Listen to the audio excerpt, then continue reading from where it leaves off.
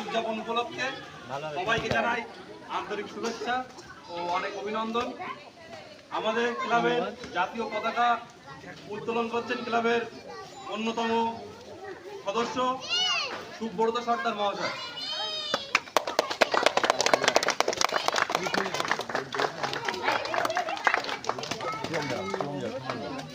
এবং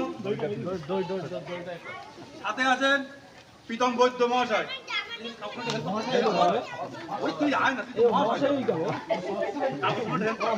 বন্দে মাতরম।